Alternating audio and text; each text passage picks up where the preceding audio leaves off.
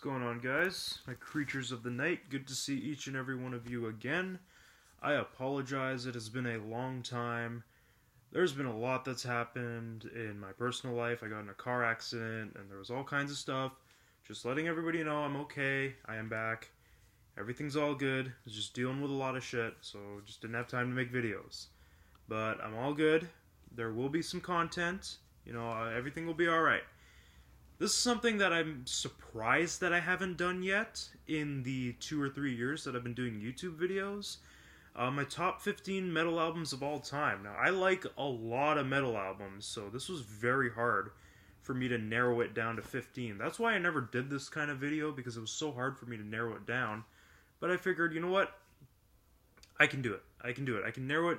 I tried to do a top 10, but I couldn't do 10.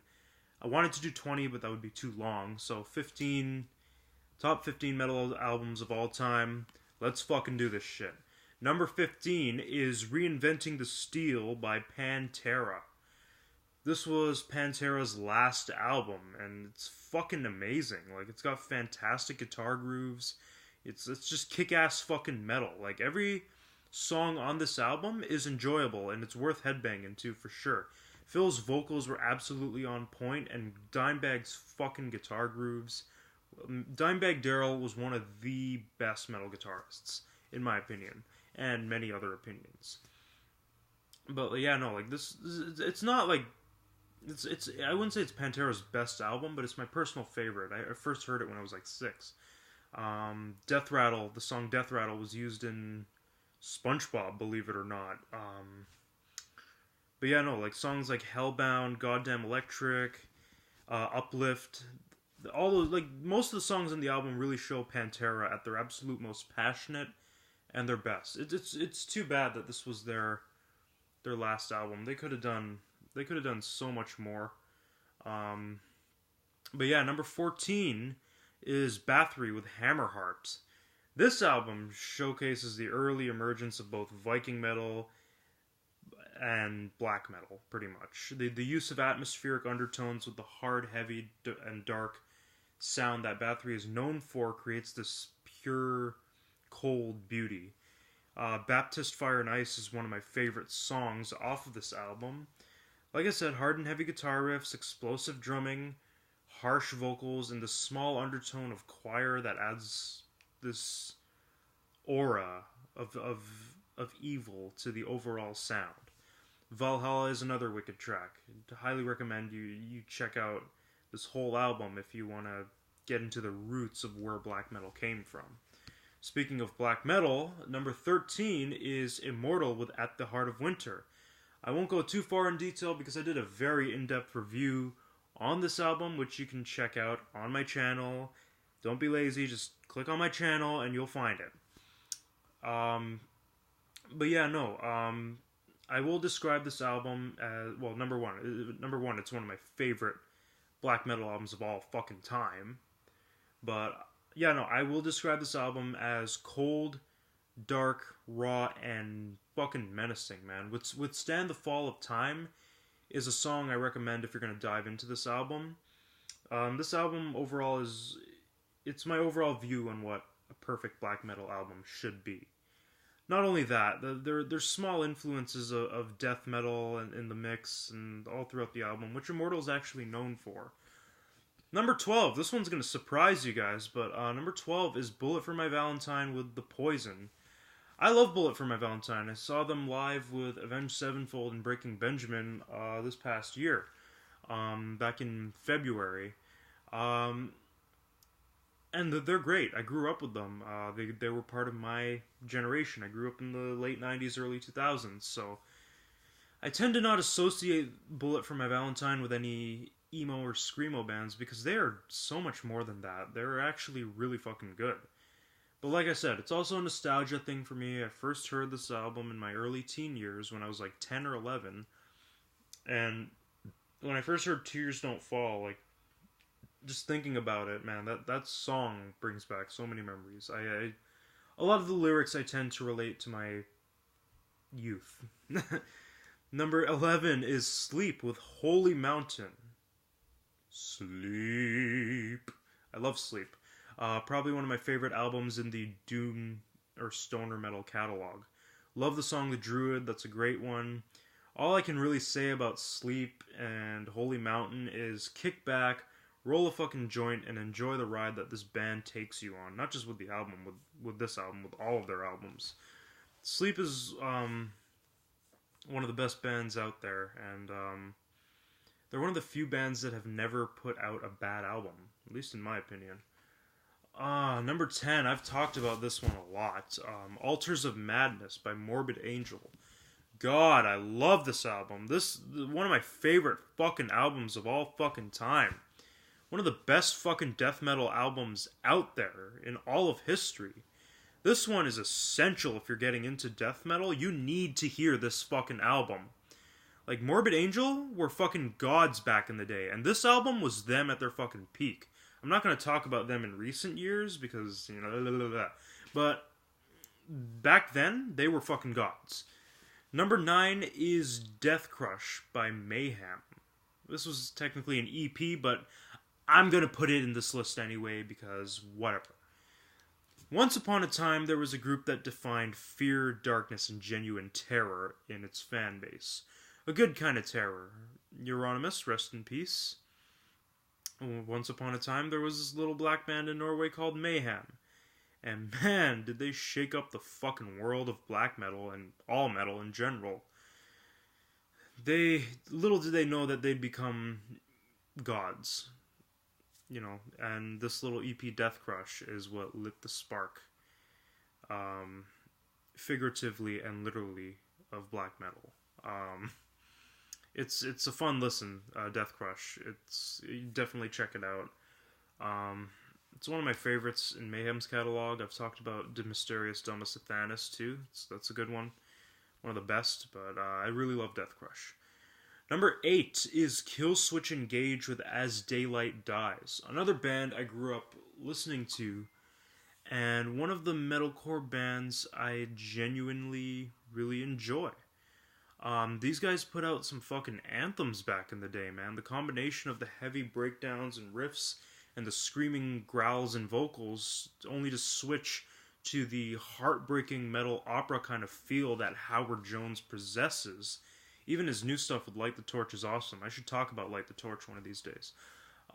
These guys fucking spoke to me, man, and this album, in my opinion, is their best. I can name any song off this album that's great. Unbroken, This Fire Burns, fucking, what's it called? Arms of Sorrow, freaking My Curse. Like, the list goes on. This album is just fucking perfection.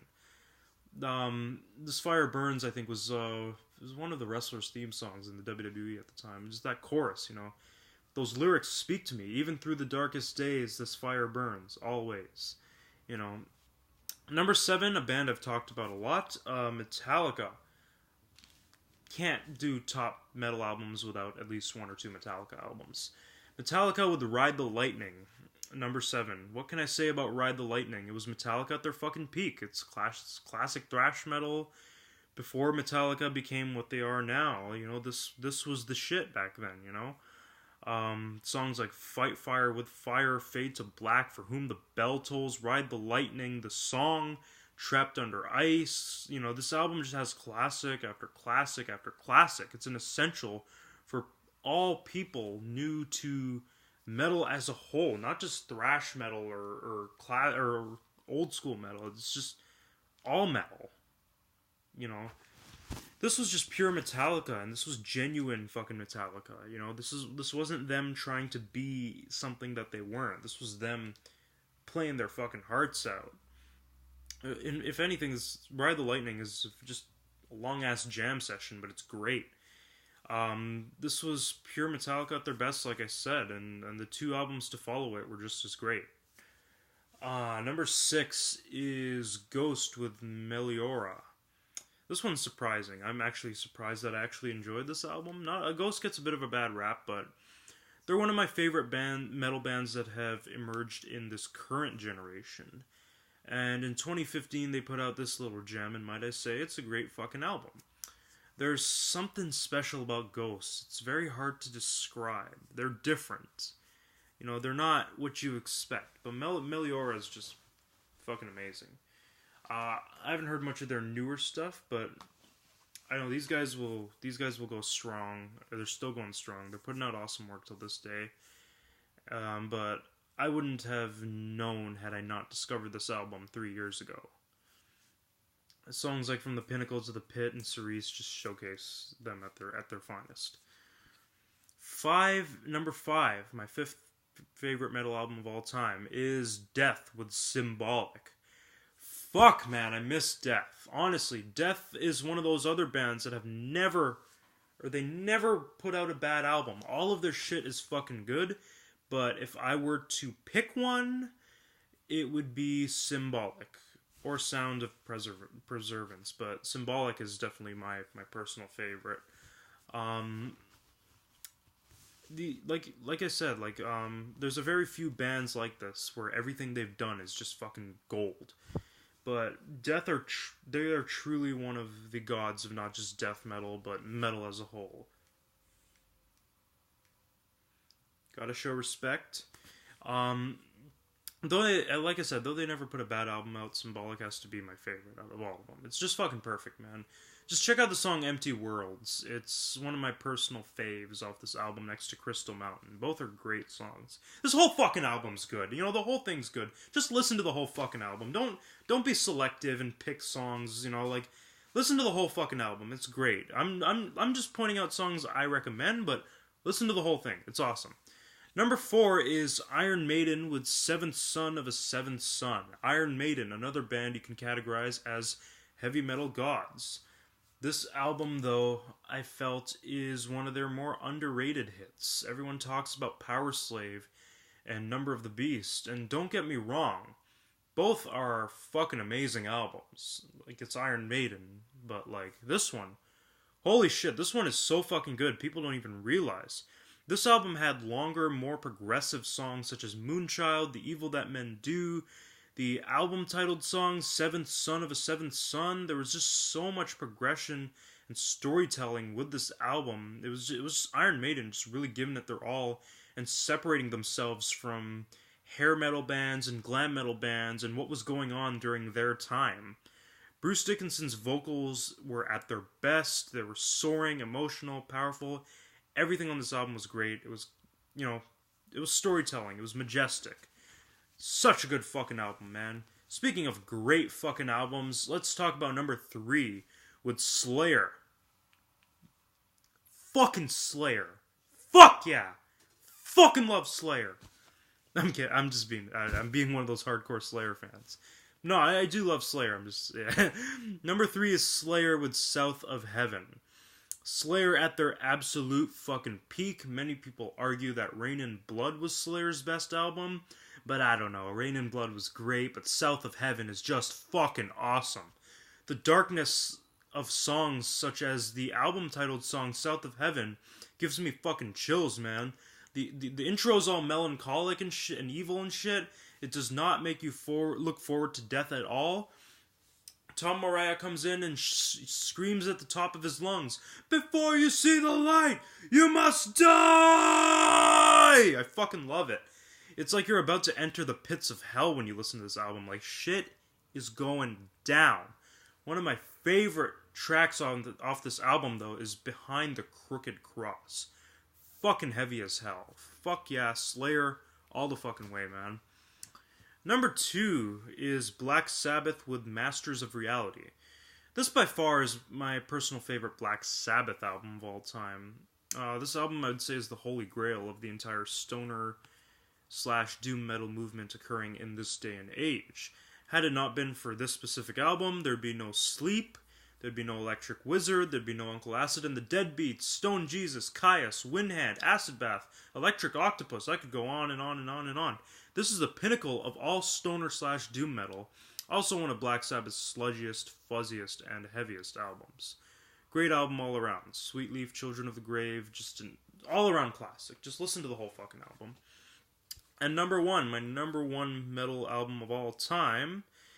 It was hard to choose number 1. There's so many albums I could put at number 1. And there's so many that I will say are my favorite. Like, it's hard to be subjective with metal.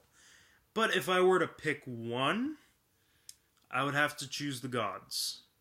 I've already talked about the other gods, Sabbath. I'd have to choose Motorhead. Got the Motorhead shirt. I'm a big Motorhead fan. One of the first bands I got into. Number one would have to be Motorhead with Orgasmatron. Like I said, for those who don't know, I fucking love Motorhead. And they were one of the first bands I got into as a kid. Like, they were a gateway for me to explore all types of metal. You know, Motorhead's album Orgasmatron is my personal favorite. It's just the depiction of what they were all about. Lots of drugs, lots of rock and roll, lots of alcohol, lots of sex, lots of giving chicks orgasms, like a fucking Orgasmatron. And that's the life of Motorhead. That was the life of Lemmy, God rest his soul. This album taught me the freedom of rock and roll. While I don't live that lifestyle to the extreme, the freedom of Motorhead is what drove my soul to rock and roll. You know, this was also one of Motorhead's heavier albums. While most of their stuff's more bluesy, while heavy at the same time, a lot of it focused more on the blues side of things. This album was fucking gritty, hard and heavy, and it's gotta be one of my favorites. It's just fucking incredible, man. Lemmy was a fucking god, man. Fucking miss Lemmy, man. Fucking love Motorhead. They were exactly what they said they were. They always stayed true to who they are. They always stayed true to their sound, and that taught me, not just in music, but in life. That taught me to be free. That taught me to be my fucking self. It taught me, like, if I want to grow my fucking hair long, get some fucking piercings, get some tattoos, and wear band shirts while everybody else is wearing suits and ties and, you know, following a leader, I can do that. I can do whatever the fuck I want to do in life, and these guys fucking taught me that. They taught me freedom. They taught me rock and roll. They taught me fucking... Fuck, man. Getting emotional here, and I'm trying to contain it, you know? But yeah, no, that Motorhead Orgasmatron, number one. That concludes my top 15 metal albums of all time. Like I said, there are so many more deserving albums that I love in the metal category, or the subcategories of metal, that I could put on this list, but I had to narrow it down to 15. This video is already like 20 minutes long, so if I were to do 20 or 30, I'd be sitting here for like a good 45 minutes, and nobody wants to listen to this asshole talk for 45 minutes. So, anyways, thank you guys for watching. Rock on.